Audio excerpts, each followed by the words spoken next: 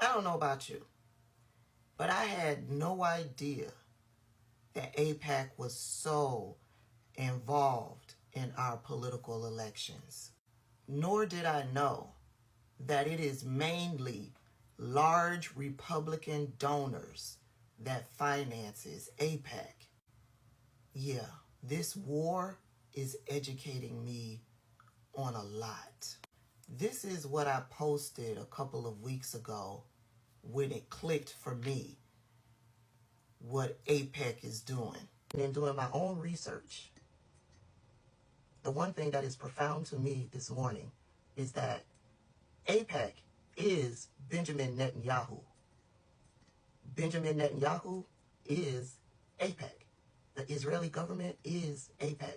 AIPAC does the bidding of Benjamin Netanyahu and the Israeli government here in the United States.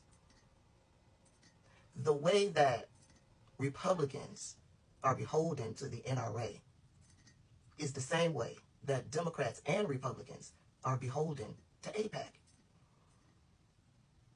The NRA buys the silence of Republicans when innocent people, innocent children, are gunned down in mass shootings.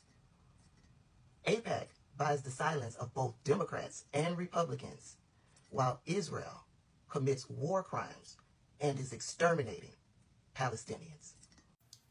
So when I finally understood the context of the relationship between our congressman and AIPAC, this clip that Chris Hayes put out on his Twitter account made complete sense to me. There's also something else I find insidious about this particular use of big money. Because you see, the United Democracy Project exists to bolster the United States' relationship with the State of Israel. The issue they care about is whether the U.S. is staunch and unflinching in its support of Israel. And of course, there's an active debate in Democratic policy circles about how staunchly supportive or critical we should be, depending on the actions of the Israeli government, particularly in Gaza and the occupied West Bank. But here's the thing, crucially, that is not the issue that this PAC is engaging in when it gets involved in these races. I mean, if the United Democracy Project, right, wants to spend millions of dollars running ads saying Summer Lee is critical of Israel and we don't think she should be, support Steve Irwin because he will stand by Israel. Well, then, have at it. That's democracy, at least in the Citizens United version. That's sort of how it works now. But the thing is, they recognize Israel is not the top issue for the voters in Pennsylvania's 12th district. And so what they did instead was launch an almost comically disingenuous attack, claiming Lee is not a real Democrat. She calls herself a Democrat, but Summer Lee said she wanted to dismantle the Democratic Party, dismantle it, and she's done everything in her power to do just that. When Joe Biden was running against Trump, Summer Lee attacked Biden's character, said he'd take us backwards, and Lee refused to support Biden's infrastructure plan that's now rebuilding bridges and roads in western Pennsylvania. Summer Lee, more interested in fighting Democrats than getting results. UDP is responsible for the content of this ad. I mean, wow, right? So here's this group UDP you've never heard of. They're saying, Summer Lee is bad because she's not a real Democrat. We want authentic Democrats. But they don't care who a real Democrat is. They care about whether Summer Lee is sufficiently supportive of Israel or not. I mean, on the homepage of their own website, the United Democracy Project calls themselves, quote, an organization comprised of American citizens, Democrats, Republicans, and Independents, united in belief that America's partnership with our democratic ally Israel benefits both countries. The spokesperson was exceedingly clear about their motivations in a recent statement to the Washington Post, saying, quote, our goal is to build the biggest bipartisan coalition in Congress for the U.S.-Israel relationship. Again, that's their stated goal. That's what they care about. They care about that over everything else, to the point where they have endorsed over 100 Republican candidates who voted to overturn the 2020 election results after the insurrection. And again, it's a free country. That's their right. They can support whoever they want. Okay? But no one should be taking any lectures from them about who and who is not a real Democrat. We should all be really clear about what this is really about, because it's going to keep happening. Now, I wanted to share that clip.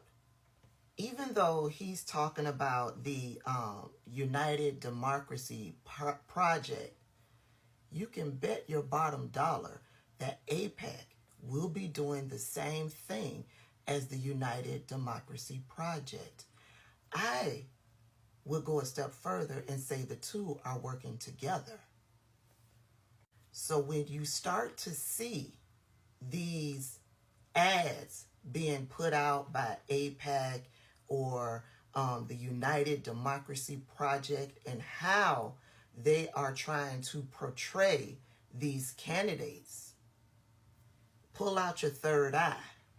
Because when these PACs and projects start funding these candidates and these candidates start putting out campaign ads, and these PACs themselves start putting out their campaign ads, I want you to understand that they will be working diligently to unseat the squad. Every last one of them. Every last one of them, they will be working to unseat.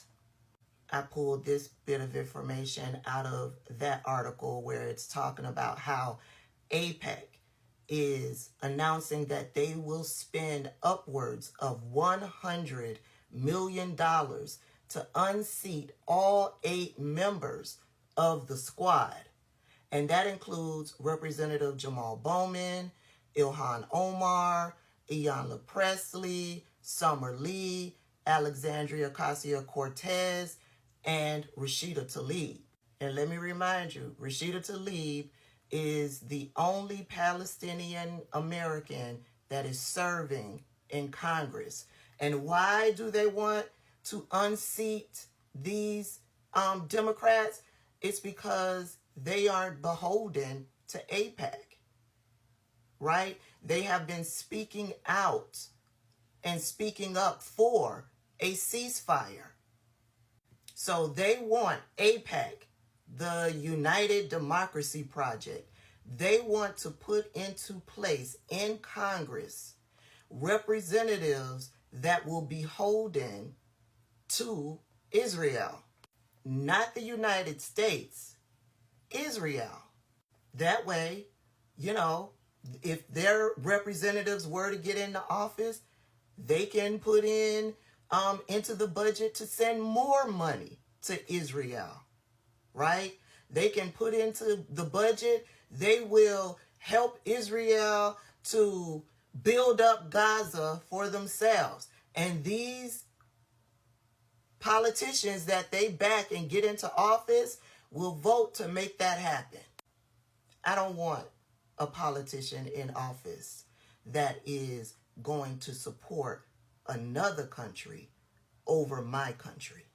We've all learned some of the benefits that the citizens of Israel has been able to benefit from as a result of the funding that the United States provides them. Free healthcare is the biggest one. But I want us to think, when we're talking about how Russia interferes with our elections and how China interferes with our elections, it is clear to me that Israel interferes heavily into our elections. And what Israel's doing is a bit more sinister to me, because they don't care if you're a Democrat or a Republican, right? They only care that you will support Israel. So they'll buy politicians on the Republican side and they'll buy politicians on the Democrat side to ensure that their end goal, that Israel's end goals, are met. How far will AIPAC go? This far. In an attempt to unseat Rashida Tlaib, they offered a challenger $20 million to run against Rashida Tlaib. And that challenger came out and made it known. That challenger is Hill Harper. Hill Harper is running for a Senate seat. And a big donor, to AIPAC, who is probably Republican, reached out to Hill Harper and offered him $20 million to switch what it is that he's doing. Don't run for Senate. Run for the House seat against Rashida Tlaib. And he said, no, I won't be bossed, I won't be bullied, and I won't be bought. Not all politicians are honest like that. So all of you who are saying you won't support candidates that are financially supported by AIPAC, make sure you do your research. Make sure you do your research, because this is the type of shit that AIPAC is doing. I love y'all. Democracy is on the line. We gotta fight.